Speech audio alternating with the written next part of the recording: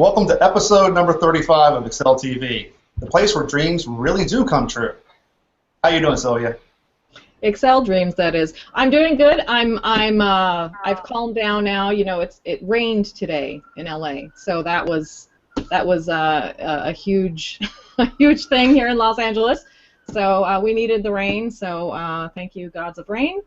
Jordan from Ohio, how you doing? Oh, I'm doing so well. Just living the Excel dream that the Excel gods have provided for me. It's great. It's great to be here. It's good stuff. The Excel dream. So Michael, how are you? Good. I'm not in San Quentin. I'm actually at a client site, so there's cubicles behind me. So lest you think that I'm a crazy person that has cubicles in my house, it's not my house. I'm somewhere else. Oh, that's a little disappointing. So, hello everyone, this is Rick Grantham, rickgrantham.com, coming to you from the Excel TV headquarter offices here in Northeast Florida. Today is brought to you by Wheatgrass Shooter, which means I'm 1 week out from going to Cancun. Wheatgrass. Also brought to you by Ben and Jerry's, brought to you by Bartles and James. How are you doing there, Jordan? How are the challenges for this week?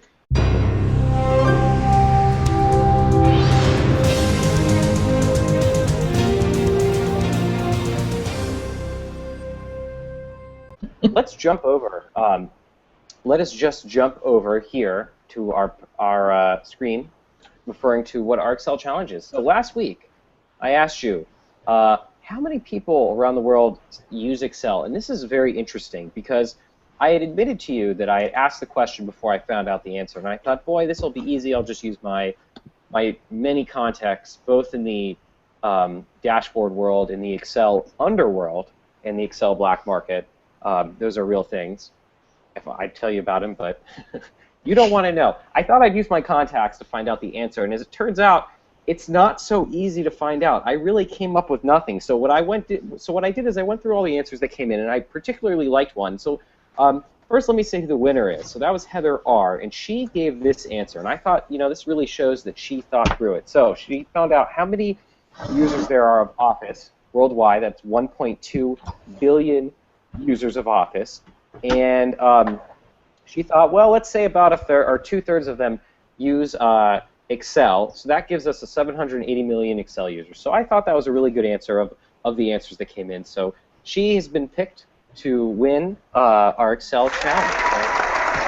So congratulations, and I will follow up with you on our prize and how to collect. So this is a good one. This is a very interesting one. What version of Excel had an Easter egg featuring the Hall of Tortured Souls? So you remember, this is, I think, our second Easter egg question for this show. So if you remember, the Microsoft programs used to have Easter eggs in them, and those Easter eggs you could get to them through a series of keystrokes. So if you remember the Hall of Tortured Souls, we're looking for the year or the version of Excel in which that happened. So those are our questions. That's our challenge. If you think you know the answer, you can go to excel.tv and post online. You can tweet us, or you can go to our Facebook page or group, and that is how you'll respond. So what I'm going to do now is stop sharing just for 1 second, because we also have another thing that we're presenting. Now, if you recall, John Acampora was on our last episode, and his challenge to you, he wanted to know what you can use VBA, what kind of things you can use VBA for. So of all the answers that we got, about 60 comments, of all those comments, we picked a few at random. I picked a few names at random, and I put them in my trusty wheel. Now let me show you this trusty wheel. So 1 second. This is good stuff. This really, the Excel Labs, we're hard at work to create our trusty Excel wheel. And this is our prize-winning wheel. And I took a few names at random, and we put them in our wheel. And now we're going to add another level of randomness. And whoever is the winner of this is going to win a free Pro VBA course from John Acampora, and I'll reach out to you, the winner, on how to collect. So let's do it. 3, 2, 1, go! Whoa, man! Look at that spin. It's riveting. Wow. This would go great on any dashboard. No, I'm just kidding Yep. about that. So Joel Scheller, you are the winner. Yay. Congratulations. You win a Excel PDA course from John Akampora, a very high value indeed. So congratulations on that, and I'll reach out to you on how to do that. Back to you, Rick. So interesting. So we have our guest this week, Mr. Michael Alexander. Interesting story, Mr. Alexander. Whenever I was at the Past Business Analytics Conference a few months or so ago, a guy stopped me in the bathroom, like people do. That's your lifestyle. He's like, "Yo, what's up?" Yeah, I was tapping my shoes, it was all good. And he says, "Hey, Michael Alexander, you got to get him on the show. You know, it was like he's trying to convince me. DataPig, you know, he's funny, he's hilarious." So my question to you, Mike, is why are you sending people to the restroom to accost me? And welcome. Thank you. I didn't catch the question, but I'm glad to know that when people are in the bathroom, they think about me. That's always good to know. I don't know how many people use Excel. I do know how many people hit my blog, about 12 a day, and that's pretty much the extent of my knowledge. But it is good to be here, finally on Excel. It took season 2, right? This is season 2? Absolutely. What constitutes the season? 5 episodes? 10 episodes? 20. A full year. This is we're like 9 quarters. Well, I hope you don't get canceled next season. I know, right? You never know if it might lose the internet. You know, you have the pilot season. You have to get ready for that. So They might cancel. Exactly. There's a chance they'll cancel the internet just to bring us down. That could happen. We're actually going to go into syndication after this. We're going to be doing episodes on Fox at 8 p.m. That's right. you got a little Gilligan thing going. You could be a little. Was it John Denver or Bob Denver? I think it's Bob Denver, right? I think it's Bob. Yeah. I'm the wrong person to ask about that. So Michael, I could be the skipper. All I need is a hat. Michael, would you mind talking a little bit about DataPig Technologies and Bacon Bits blog? What's that all about for people who don't know? Well, DataPig blog, the Bacon Bits blog is my blog. I started it back in 2009, I think, and it was really just a way to sell boot camp seats. And I didn't think it was going to, I thought I was going to run out of ideas, and I just haven't run out of ideas yet. There's some slow weeks where I don't post anything, but for the most part, I try to keep it light and funny, but also still useful. So, yeah, I don't know how long it's going to last. I'm sure that I'm going to run out of ideas one day. It's just going to fester at some point. Maybe I'll turn it into a website, just a standard website at that point. But so far, I still haven't stopped. It's really just a tool to hawk my wares. So speaking of those wares, I do notice that you sell quite a few or several add-ins, particularly dashboard related. How did those come about? How did you end up developing those? Oh, it was just a little couple of goofy add-ins. One of them, the dashboard tools add-in, I was tired of making dashboard mock-ups. If anyone's ever made a dashboard, you'll know that what you'll get is this Pumpkinhead manager saying, "Hey, I'm a Pumpkinhead. I want to see a mock-up of my dashboard." And what he really wants to see is he wants to see a beta version of his dashboard. And you're like, "Hey, dude, it's going to take about a week to create the mock-up you want, and that's just going to be a mock-up." So one of the things that I started doing is I started creating these little shape-driven mini representations of what's going to be on the dashboard, and that was an easy way to create mock-ups without me having to go through and actually create a chart with real, kind of realistic data in it. So it was really, I'm just a lazy guy, right? And I thought, hey, other people could use this. I should give it away, and then I said, no, I should sell it. Get paid. Hey, I'm the data capitalist pig. That's what I am. So.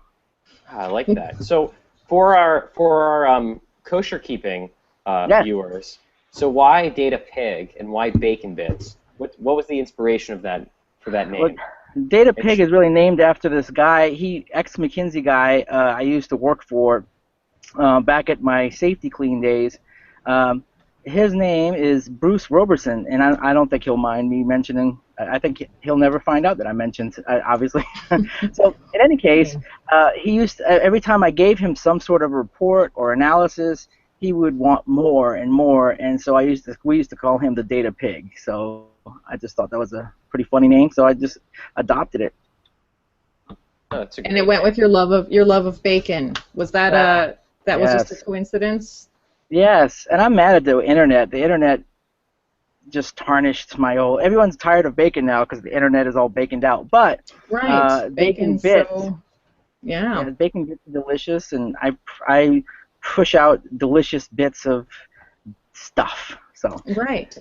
Right. Well, you were a trendsetter in that regard, right? The whole, bacon's sort of a hipster thing now, but I think you were yeah, I doing it a don't long time ago. know. I don't know if I'm the first one who ever enjoyed bacon, but I'm definitely the first one Probably who not. ever two-fisted 6 strips of bacon at one time. I'm Oh. pretty sure I've got that record. Fantastic.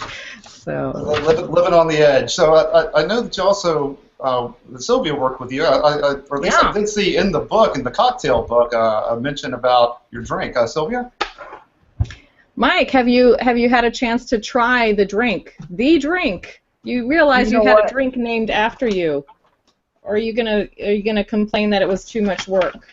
The Control B for our viewers, for our millions of viewers who may not be aware. Do you mind showing that Control book, Sylvia? Yeah, we're gonna fire that up any second here. The Control Well, B. Go ahead. I did get a copy of the book, Yes. and I think it's a beautifully done book. That especially the drink section is, wow, it's Yeah. a beautiful section. For those of It's you a- that haven't bought the Excel book from Mr. Excel, it really is a fun book to have. It's just a good coffee table book.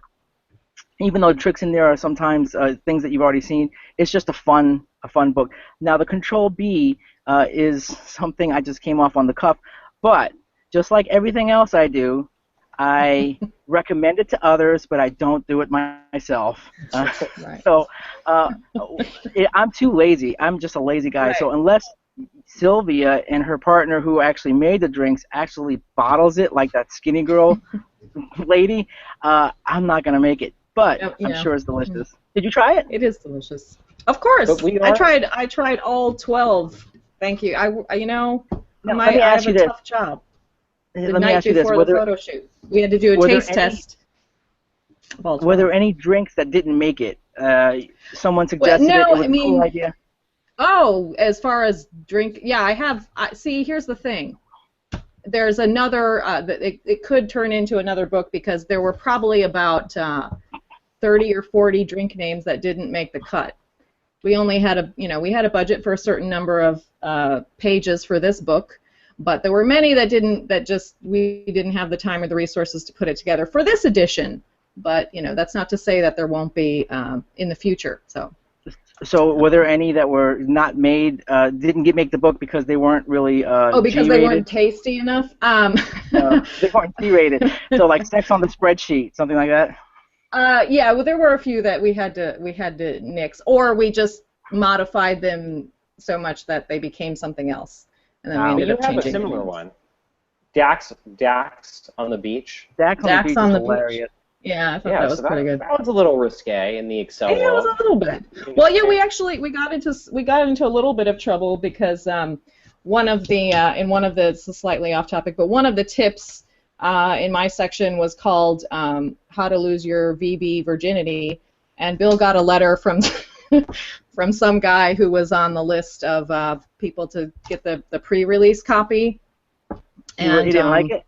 he was not happy There's about always it. one. There's one in every crowd. I Now, kinda Jordan, wanna- you had a section in the book too. Jordan, you wrote Jordan did the it. joke section, right? I wrote a lot of those jokes, unfortunately. Yes, I did. I wrote a lot of them, but They weren't bad. They were pretty good. Well, okay, all right. So how about this, okay? 'Cause I thought of this last night.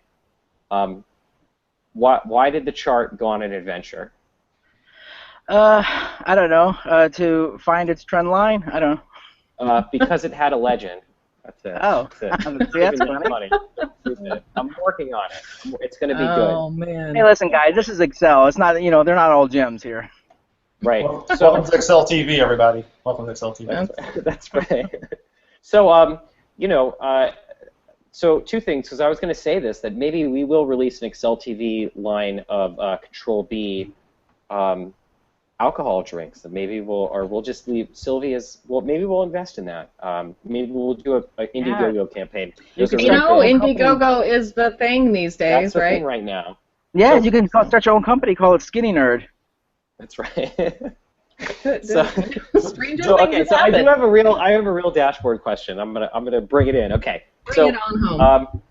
So one thing I've noticed about your work, Mike, is that over the years your sort of style in creating dashboards has changed. And I was wondering, have you noticed that? Have you noticed like the work that you're doing and presenting now is significantly different from before? And do you think that's like kind of following dashboard trends or your own personal taste, or? Yeah, I think it's changing. You know what's weird? I was talking about this with a friend of mine today. Do you remember?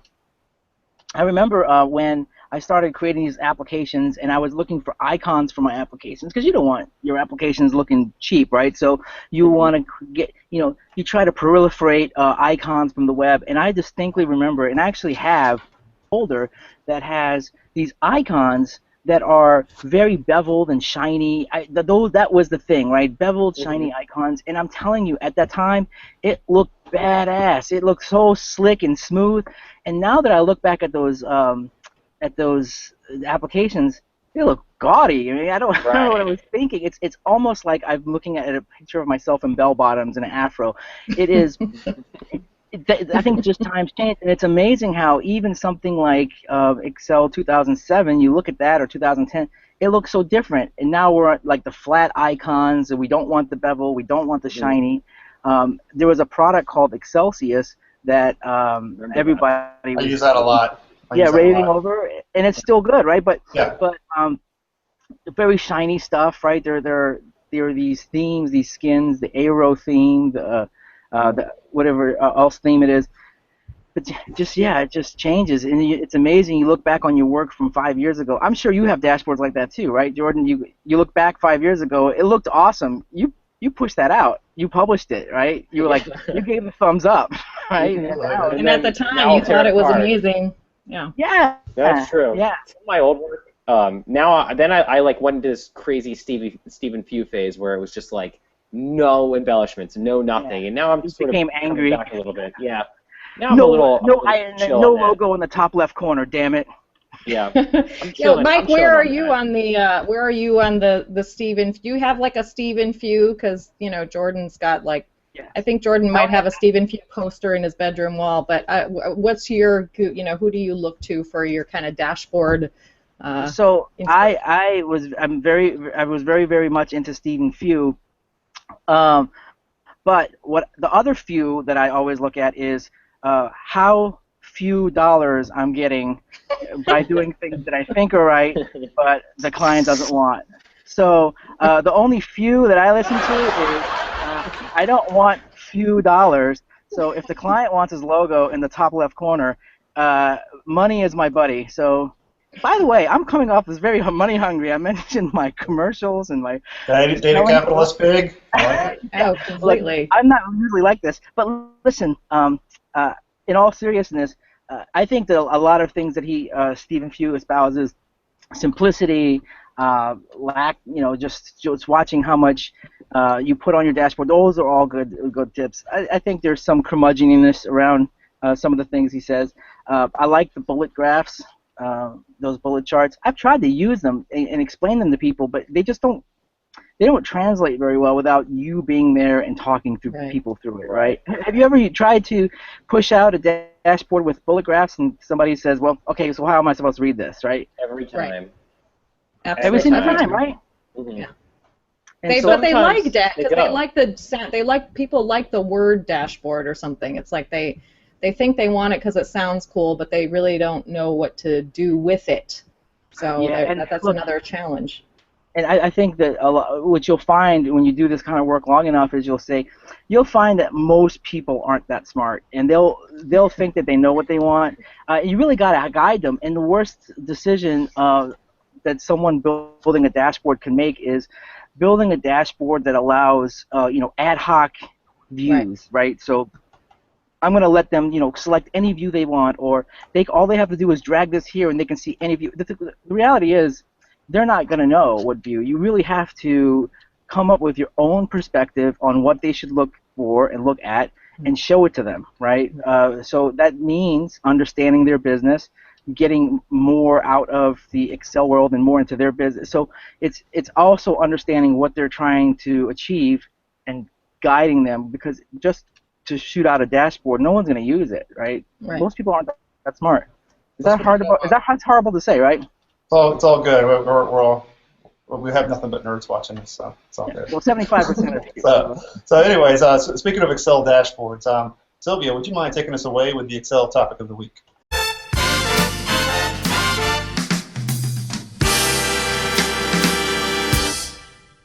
So the topic of the week, we're going to have a little dashboard rescue segment. So, see, there's Mike. You did authorize us to use whatever likeness of you that we want. So we packed you into the Excel TV clown car, and now there's pretty much no escape. So and as usual, I'm standing next to a pie. Going down in flames with your 3D pie chart. All right, so with my health and my 3D pie chart. Our brave little Excel TV elves, the research team, has spent the last 5 grueling minutes before the show finding examples of dashboards that and data visualizations that really could use a little bit of rescue. So with all the expertise on the panel, we're going to introduce some of the worst offenders that we found and kind of have a discussion around, what would Stephen Few do?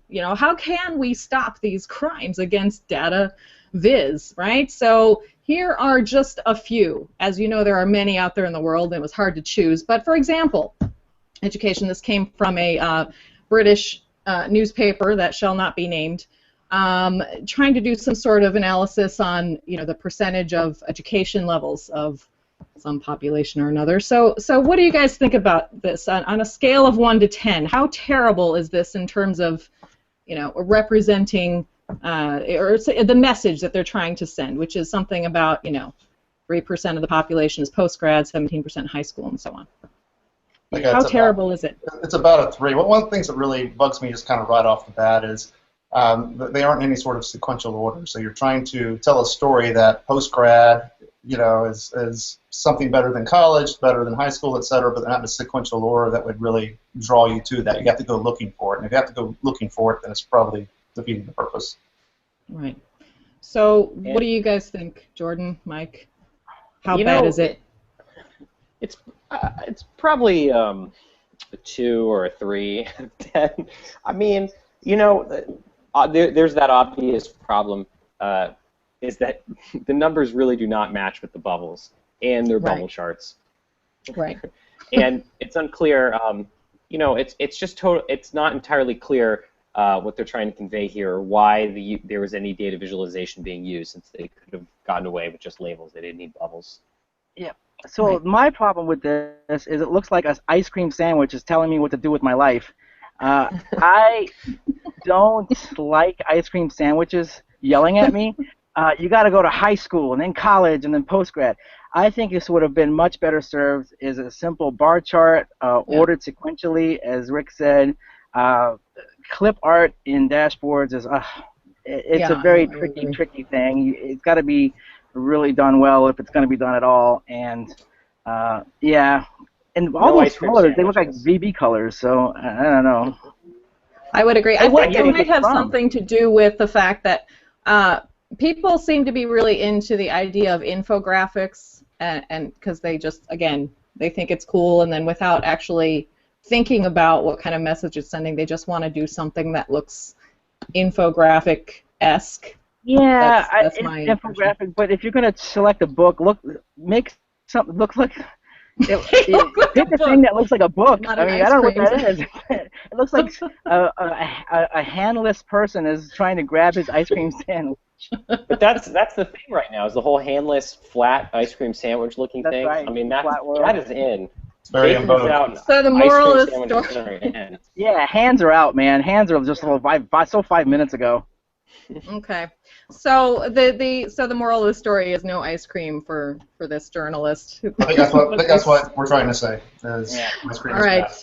All right. So sorry, British newspaper, but you are in need of rescue. Okay. So the next one that we have here, polls. So we're embarking on a fun election season coming up soon.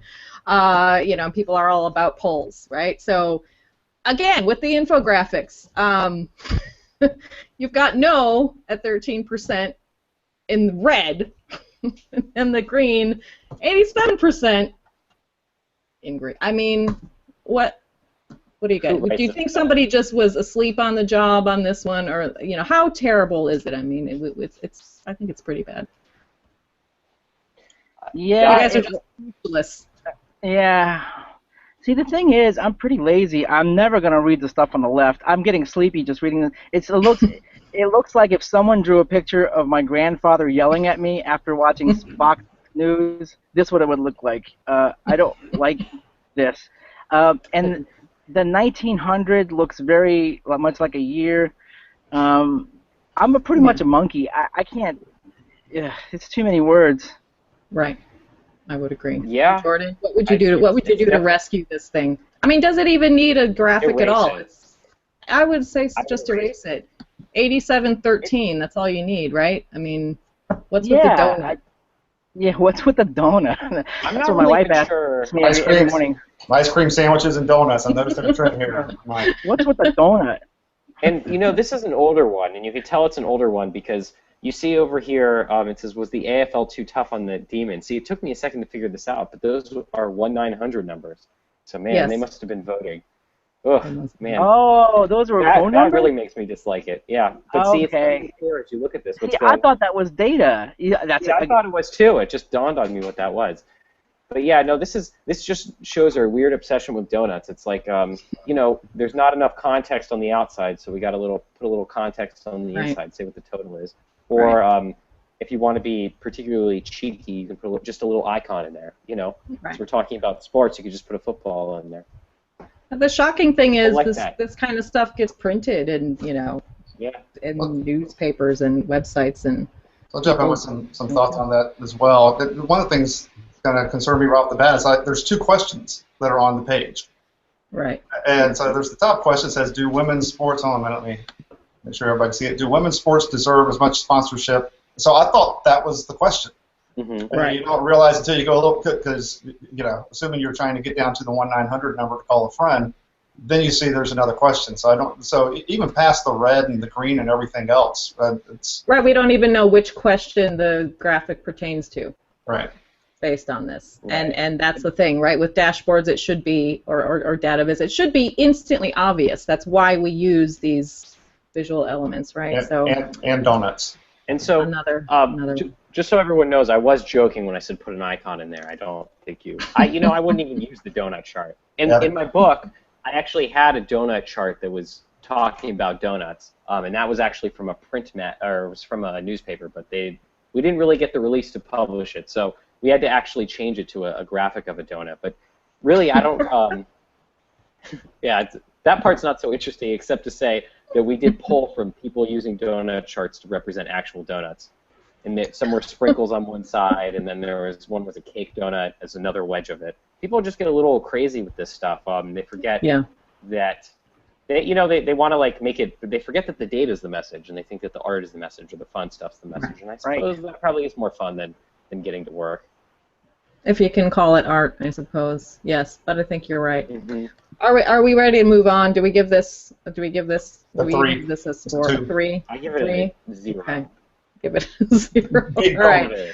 Can we talk about 3D pie or 3D anything really? Not just, I know a lot of data viz people hate pie charts, and I get why that is, because it's it's the go-to chart. It's also the most abused kind of chart out there. But the 3D just makes it even worse, right? Yeah, this goes back to the whole, shiny and beveled used to be good, but now we're going at flat. This just looks old. I mean, forget about all the nuances about you can't tell which slice is bigger. At some point, there's that, but more importantly, it looks very 1996, 1995, right? If you are still using 3D, go away from it because the top thing looks like a hat. Is that someone's hat? It looks like a dashiki. But in any case, I'm going to say 3D is not only out because it gives you bad data. You can't see the actual pie slices. I'm going to say it's also very, very old. It's like wearing the one white glove on your hand when you go to work with the gems on it and moonwalking into work. Nobody does that anymore, right? Right. But the monocle is still in, thankfully. Monocle, yes. Does anybody know why did the Microsoft Excel team ever think 3D was a good idea? Because I don't think it was even a good idea. It was a good in the idea 90s. sometime. You do? You think it was? Yeah, I think at some point, when everybody was using these Harvard graphics where everything was flat, it just probably looked. Look, you got to put yourself in the time of that. Yeah. Look, I don't know why anybody thought those hoop dresses back in the 1800s, where it makes everybody's butt look huge, was awesome. But apparently someone did, right? So this 3D stuff, it was probably mind blowing at some time. It was almost like saying, "Hey, look what we can do. We can make things pop out." Right. And then next thing you know, you have backwards compatibility. It survives. And then all these old people creating dashboards, they insist on living and working, right? God, they're so selfish. So Sylvie, I'll give this a -10, and only because You're gonna give it a -10. Whenever Zach Barisi was on the show, he said, "Don't even get me started on 3D charts in Excel," Yeah. and then he threatened to strangle whoever brought it up or something like that. It was Wow. violent, I believe. So yeah, -10 for me, Zach. -10. -10. I think this was at a time when they were trying to really show the market share of Windows. I mean, that's probably when it all sort of started. That it's like they almost certainly did not care about the data visualization when they came up with this. They thought, we now have an engine that can handle 3D and it can handle tints. It can handle surfaces, all this other stuff, and that was part of selling it. And I think people actually looked at it and was like, "Oh my God, that's so cool." That's right. They were showing off the technology they had. Right. I mean, and it's just because we can kind of school of thought, right? So hopefully there'll be less of that in the future with Microsoft, reaching out to the community a little bit more. I'm saying it sort of. I could be wrong. One day 3D will be back in, so we might. Okay. Well, -10. I think we've exhausted the 3D pie, all right. let's talk about Venn diagrams. Where do you fall on this one in particular is pretty sad.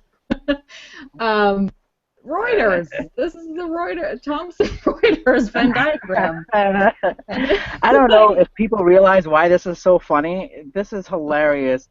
This is basically saying that 95% of the people at Reuters, their values don't include trust, partnership, innovation, and performance. Right. Why is this a Venn diagram? You should just. I don't think it was meant to be. Trying to do a Venn diagram. I don't know if they realize how funny this is.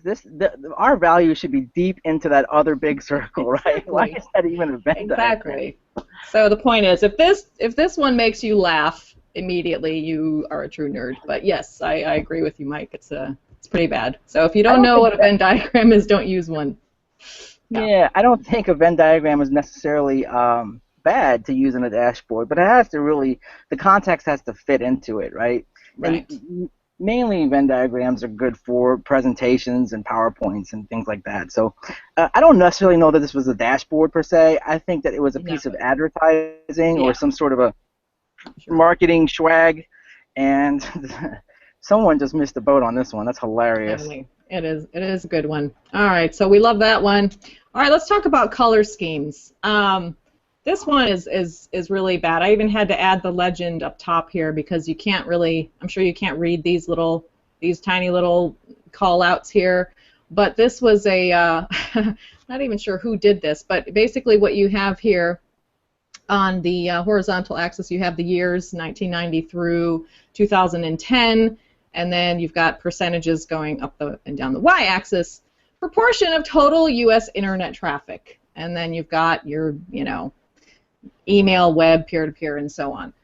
This is terrible. Looks terrible to me. But what could we do to rescue that? Would this not is this not good for a simple bar chart, or how would you?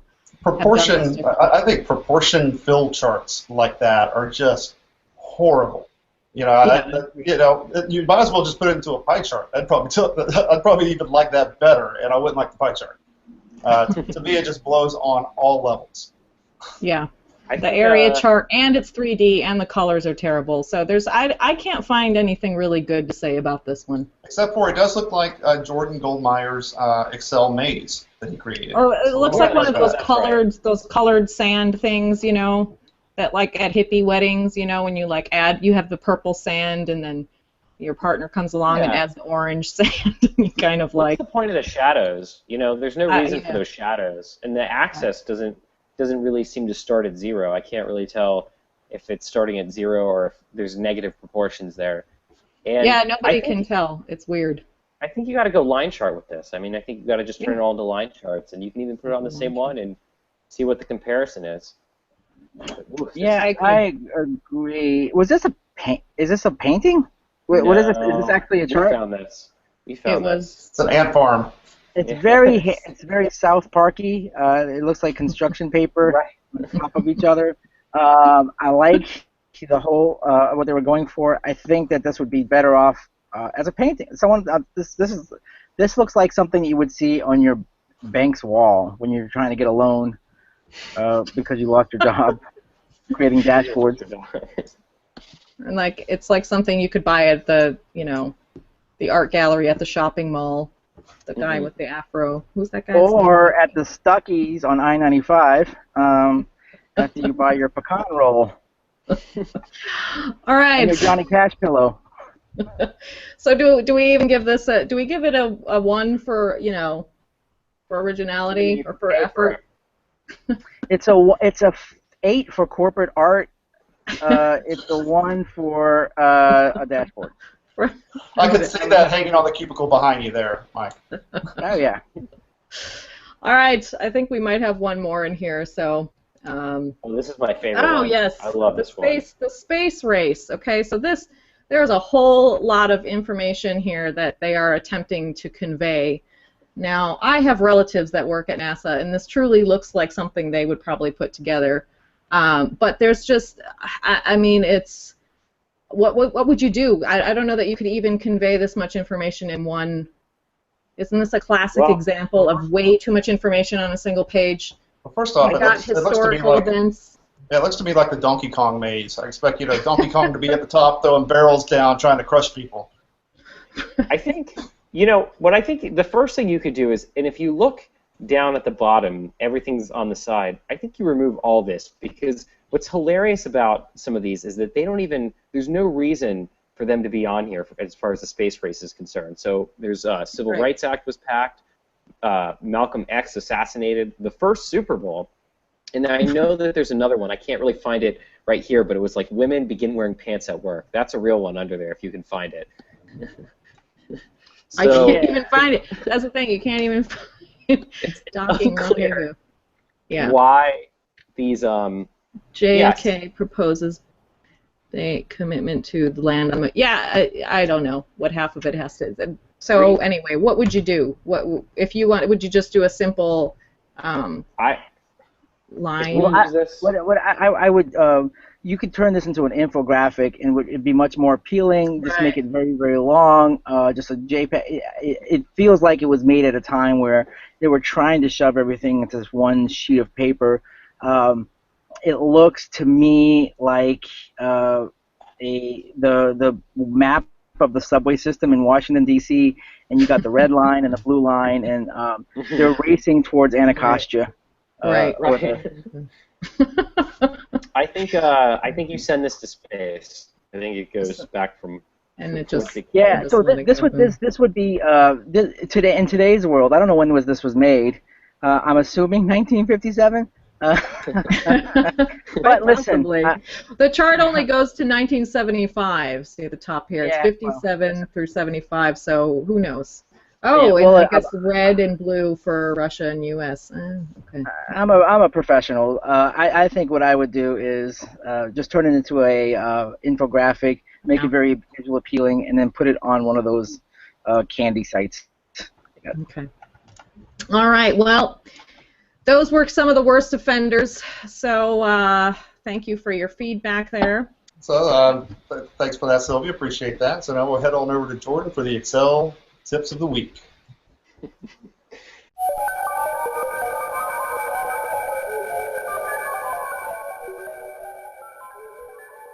So let's talk about our Excel tip. So I have a tip here, and this is actually a very, very simple one, as I always like to keep my on-air tips simple here. So this is one that I actually did not know about, and I'm always sort of surprised about the things I didn't know about. There seems to be adding up these days. But this one is one that actually my manager at work did, and I thought, oh man, I did not know that at all. Okay, so I have a whole big bunch of data here, and I just plopped this on here to really drive home the point that I'm at the end of some sort of analysis. I did all this work. I talked to my buddies. I linked up the charts, made my Power Pivot tables, did some other stuff, and finally I'm done. So it doesn't really belong in this worksheet anymore, in the sample worksheet. And I want to take this and I want to copy it and move it over. So the old Jordan would just highlight everything. So you can do a Control-A, you can do a Control-C, and you can move it over. So the data here isn't a whole lot, but many times, in many cases in the work that I've done, the data is actually very significant. We run into these problems where sometimes the clipboard is too full, sometimes the data is too large for the clipboard, sometimes you have so many other programs running, there's not enough RAM to hold that in the clipboard. So these are all problems that I've dealt with, and I figured out really ridiculous ways to solve them. But as it turns out, Excel has a feature in there that will allow you just to copy this worksheet tab as it appears over into a new worksheet. And I'm going to show you how to do that because, you know, this is great. And I didn't even know this for many years. I learned this a few weeks ago. So what you do is you go down here, and I'll just show that to you again. You go down here to your worksheet tab. You're going to right-click, and here you have a selection that says Move or Copy. So I'm going to click that. That's going to pop up my Move or Copy dialog box. And here what I can say is I can say I want to move this. I'll just click New Workbook. It's that simple. Create a copy, hit OK, and you didn't really see this, but it popped up in another workbook. Now, if I had another workbook open, I could actually go to Move or Copy, and I could actually select that workbook from here. So you see that I have Book 2. I can move it back to Book 1 if I wanted. I'll hit Create a Copy because I want to keep a copy of it. I don't just want to move it. So I hit that, and you see it's come back here to our original workbook. So I have two workbooks open. They now have the same data in them, but you know, I didn't know that copying between two workbooks was so easy just to get the two different worksheet tabs. So this is probably one that a lot of folks have known, or maybe some of them have missed, like myself, but I'm always interested in things like that. So that is my tip. Very simple, very easy. Definitely a lot better than the methods I've been using. So Mike, I think you have some dashboard tips for us. I'm going to hand it over to you. Yeah, so I'll give you an example trick that I didn't know that someone taught me. If I put in a number here, so 256, and a set of other numbers, some other things like this, okay, and let's go ahead and format them. So one of the things that I've always hated was when I wanted to have a set of numbers in the middle of the cell, but also be right aligned. So, for example, it's probably easier if I just show it this way. So if I have another set of numbers here on the right, they kind of run into each other. I always wanted to find a way to right align, but also make them in the center. So if I hit center, they're not right aligned anymore. If I click right aligned, but they're not in the center. So someone showed me this trick that's apparently been in here for forever.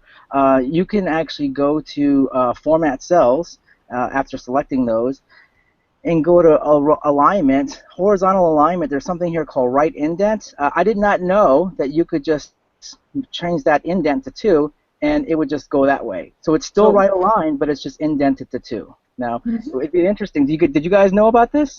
Well, I usually do it from the just from the font group. So if you select that, you know those indents Yeah. in the font group, I There just you use go. those. That's another thing I didn't. So I ignore these. These are Word. I mean, you're never. It's funny what you miss, Yeah. Yeah, See? and this is another example of something that, we all made fun of Jordan because he did move a copy. He thought it was some kind of a great trick, but I missed this whole thing because I don't play with these buttons, right? And so the guy I was talking to was like, what do they call you? Microsoft? You call yourself a professional? And this is again one of those kind of weird things that you miss and you just don't know, right? So Yeah. it's funny. In any case, now that I've bored everyone with that simple thing, one of the things I wanted to talk, just a simple trick. It's not necessarily a trick, but it's just more of where dashboards are going these days, and from what I can see. So from what I can see, is where we used to have these structures where we would embed everything in these squares, the framework. It seems like the style of dashboards these days, for as long as these days last, is going to be, hey, we want dashboards that have a lot of white space. So white space is actually pretty nifty. What you can do with white space is say, hey, I'm going to forego borders. Borders are something that we had back in the 90s and the 2000s, but going forward, and from what I can tell, is white space is being seen as something that's more beautiful. So instead of borders, we can use a combination of font sizes and font types and colors, and then remove the borders altogether. So I'll show you the same thing in this kind of other view that I've created here. So this is that same thing, but it somehow seems a bit more polished, and the reason is I didn't do anything different to this dashboard except just remove the borders. The one border that I have here separates the top from the bottom, and just really kind of played with the font sizes to create the separations that we want to see in this dashboard. So I'll just pop over here. So that's the original one, and then pop over here. That's the other one. Now granted, I created this in a vacuum, and it's not real data, but I've seen dashboards where there's it used to be the thing to have these backgrounds, right? So you would have a background for this section and a background for this section, and it was very important to separate the sections with these backgrounds. But that's not the thing anymore. The style these days is kind of a lot of white space, but you really create your separations just by simply creating different fonts and styles here. So, Jordan, I know you just wrote a book about dashboards. What do you think about this concept of white space? Sure. So this is a really interesting thing because in the course of writing the book, because it took about 3 years, I saw that change. So some of the work in the book is kind of that older style, and some of it is a little bit of the newer style. So I like, it's funny because as you show that second dashboard, it just looks a lot better to me. And I think the old me would have never liked that 3 years ago. So it's funny to think, we would love to say that it all comes down to data visualization principles, but there is a certain cultural aesthetic that seems to evolve with it. I say, all things considered, they're probably about the same in terms of giving information. I guess I like the second one more because the numbers pop, so it brings your eyes to that. Yeah, that's right. So I don't think you need fancy tricks or fancy charts. I think you could use the same old boring, for example, this is a boring old donut chart, right? And I know we just kind of bashed donut charts, but you can make them look a little bit better by kind of making them thinner, letting them take up less attention, and really just kind of popping the numbers. But in any case, it's an interesting trend that I wanted to point out here about white space has kind of been deemed beautiful now. So there you go. That's my tip. Great. I like it. Like the white space. Yeah, me too. That was nice. So go ahead and go through the news of the week. So what's happening in your neck of the woods?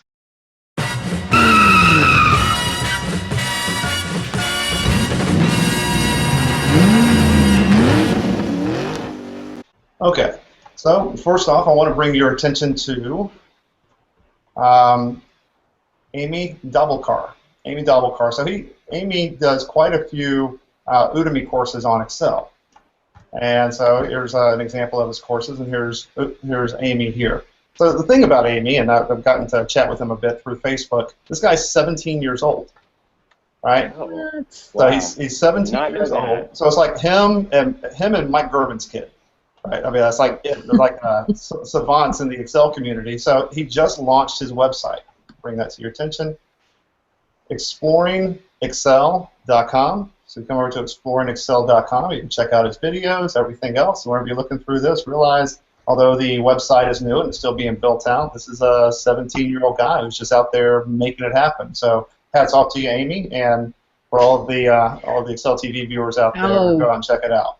Those rebellious teenagers these days. They're crazy. Also, check out my Excel Online podcast. We waited for a little bit to tell you about this because we wanted to go ahead and get a few episodes in the can here, but this belongs to this guy over here, John Michelotis. He's had Mr. Excel on so far, Ken Poles, Chris Newman I believe Chris Newman, he was maybe 2 or 3 episodes ago. We've had Bill Jell on as well. So you'll recognize some of these names coming soon as Minda Tracy. I believe she was episode number 3 or so for us, and our very own Excel TV alumnus Oz Du Soleil is coming as well. So go out to your iTunes and anywhere that you get your podcasts and check out the podcast there. Next up, Office 2016 has been announced. So this starts rolling out on September 22nd. So this is a beautiful infographic that, thank goodness, we can just tear apart. Please go ahead and check that out as well. And next up, go over to investingtech.com, where they have 27 Microsoft Excel experts predict the future of Excel and business intelligence. And as you scroll through here, you'll notice quite a few people who have been on the show, like Chandu gives you his thoughts. Ken Poles has been on the show. Bill Jellin, Minda Tracy, who we just talked about, has been on the show. Yeah, we got to meet Chris Webb. Oh, look, there's Jordan Goldmeyer. What? What's up? So skip past Jordan Goldmeyer. You get to John, who we just talked about in his podcast. So he's up here. So just scroll through here. You can see Mr. Summit Bonsal's there as well. John Whitmer. Oh, Michael Alexander. He's on there as well. I just copied and pasted Jordan's, and I just used it as mine. Sweet. I wouldn't have done that. That's weird because I copy and pasted yours. I don't even know how that works. Wait a minute, Get a room, you two. Who's driving the bus? So anyways, everybody go out there and check that out. Next thing to bring to your attention is, of course, the Excel TV website. So in the Excel TV website, if you come over here to full episode season 2, it'll bring you to the Michael Alexander Are you interviewing page. George Clooney? Yeah, that's Oh, that's me. Never mind. You come over here to the Michael Alexander, click on that, DataPig Technologies, the Power BI Bootcamp, and this is the show that's going on right now. So it's like 5 minutes ago, right? Wow, that's so That's going on right now. So I'll bring this to your attention. So if you have comments or questions or anything about, about Michael's website or any of his products or anything else like that, or about the episode, feel free to come in here and leave your comments. I'm sure Michael will be on the page as well. And lastly, to bring to your attention, our guest. Our guest is over at DataPig Technologies, and if you click down here, you'll see some of the featured products that we talked about. We did briefly talk a little bit about the dashboard tool. There's also Excel Explosion. This is the Bacon Bits blog, so let's go ahead and just bring that up as well. So this is his blog, and you'll see this is whenever you build stuff like this, followers of your blog will tackle Excel TV MCs in the bathroom and make sure that Mike comes on the show. But also, there's live training over here. You'll see this Excel Power BI Bootcamp in Dallas, Texas. So encourage everyone to come over here to DataPig Technologies, come over here to the Power BI Bootcamp. I'm going to ask Michael to talk about this a little bit further, but I believe this is something that's worth talking to. So let me stop sharing my screen here for a minute. So the Power Michael, would you talk to that? Yeah, so the Power BI Bootcamp is, let's face it, it's really the only reason I'm here. I wouldn't be talking to you guys if I didn't have something to sell. So I am selling these Power Bootcamp. But now, in all seriousness, the the BI Bootcamp is something that Bill Gillen and I put together in May of this year. A lot of people were left out because it was a sold out, so I decided to do a second one here in October. If you do want to come to the Power BI Bootcamp, there's seats available. I think Jordan mentioned some sort of he suggested, or maybe Rick suggested some sort of a contest that involving Excel TV that we could do. So the Power BI Bootcamp is let me first explain what it is. It's essentially a 3-day event that is going to help folks who are trying to get into the topics of what's new in terms of BI tools in Excel 2013 and 16, and how can we leverage these tools to make our jobs easier, better. And for the first time in a very, very long time, these tools that are coming out of Microsoft are just mind-blowingly amazing. Power Query is one of my favorites. It is probably the most important tool in an analyst's arsenal that I've seen in a long time. It allows you to do all kinds of things that only SQL developers and IT professionals in the past would be able to do.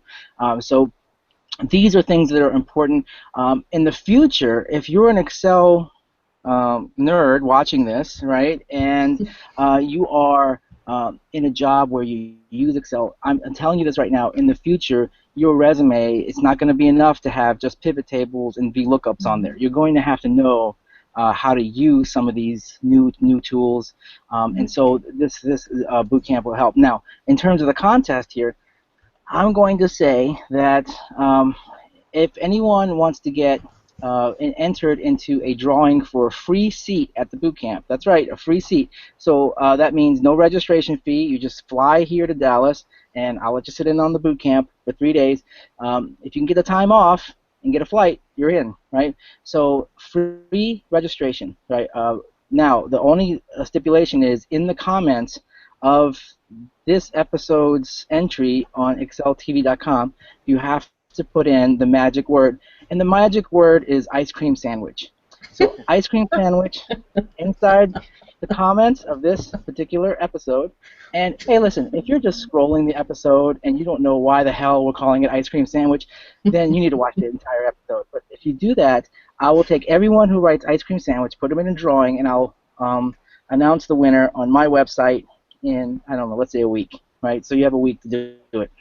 Dang. I'm a very unstructured person. Are we disqualified? Is yeah. the Excel TV panel disqualified from that? Unfortunately, yes. There's a conflict of interest, although it would be fun to have you guys here. So let's say Tuesday the 22nd. So anyway. Okay. Unlike John Ancapora, I don't pre-plan these things. I fly by the seat of my unusually large pants. So ice cream sandwich in the comments. If you could repeat that, Rick, in probably better language than I can, that would be great. Yeah, so in the comments section, it's going to be the most riveting comment reading in Excel history. In the comments section, you just scroll down below in this episode. If you're on YouTube, get off of YouTube, go over to excel.tv, look at Season 2, look at Mr. Michael Alexander's episode number 15 of Season 2, episode number 35, and just go down there and just type in ice cream sandwich. All you got to do is be able to get to Dallas, Texas, and to cash in. So 3 days, I believe, worth of training. So by all means, go in there and check it out. Ice cream sandwich down below. That's right. Yeah. Well, so thanks. Yeah, so the Power Bootcamp, even if you don't win, consider coming. There's a reason why it was sold out in May. I think it's an important thing to have, so it'll be great. Great, and there'll also be links down below this video as well, and on the page on excel.tv, so go check that out. Jordan, you as well? You got some news today? I do. I have some great and also terrible news. It's funny. I say terrible because I really wanted my book to be out by now. This was actually the publication date, but I found out it's going to be delayed. Now, why is it going to be delayed? Well, the answer is because they're actually switching the cover designs, and I now have a chance to use this snazzy new cover design, as you can see here. So this is the new cover design that A-Press is pioneering. Maybe you remember the black and yellow one, but this is going to be the new one, so they do need to get it approved by the higher-ups. But man, does that look cool. This is really this really is worth the delay, at least in my opinion. So I know for those of you who've waited 3 years for me to deliver this book, I think you're going to have to wait a week or two more, but trust me, the cover is worth it. So that's what's going on, but I will say the book will be most likely out this month. And one final thing, if you buy the book before the end of September, and you send myself or Chandu the receipt, the information about that is on Chandu's website, then we will offer you a 1-hour free video session on some tips from the book. So this is a really cool time to go buy it. You should, if you're going to buy it on Amazon, because right now it's at a 50% discount. I don't know how long that's going to last. It does cut into my royalty, but I'd rather you get it for a cheaper price. So that's the best place to buy it right now. Go out and buy it. And hopefully for those looking for it in the bookstore, you're going to see the snazzy new cover. So make sure I got that right then, Jordan. That's an hour with 2 Excel MVPs. That's right. Well, a half hour each. Half hour each. Wow. Wow. But that's good stuff. Yep. Thank you for that. So where can you find us? Gosh, we're all over the place. You can certainly go over to excel.tv and check out this episode, and just look for Ice Cream Sandwich. Just do a search on the website for Ice Cream Sandwich. You'll find this episode. There'll be plenty of it there. But Mike, in addition to the Bacon Bits blog, where can people find you? Just the Bacon Bits blog. You know what? I haven't really got into social media. My wife keeps telling me that I'm losing followers, and I don't think anybody wants to follow me. But here's what I'm going to do: is I'm going to say I don't like Twitter and I don't like Facebook, so I'm going to stick with just the blog. So find me at Bacon Bits or the Bacon Bits blog, or just datapigtechnologies.com. And shoot me an email, and you may be able to find me on the blotter here in Dallas, Texas, but only on the weekends. Okay, right. and it looks like they can also find you on the 3rd floor, cubicle 42C. Yeah, what's your home address? Yeah, it's Q54H. I actually sleep here. Wouldn't it be awful if I was just like some homeless guy? I just happen to have access to an AC port in a computer, and I'm going to just write about Excel, and I'm just bored. So yeah. Just empty in the trash, sell the computer on. Yeah. I'm not even supposed to be in here.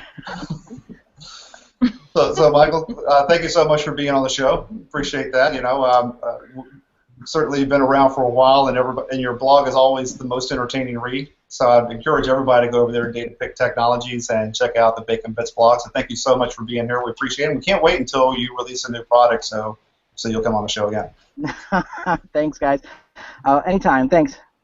All right. Everyone, this is episode number 35. It's in the books. So until next time, this is Rick Grantham along with Sylvia Uhas and Jordan Goldmeyer reminding you to keep on excelling.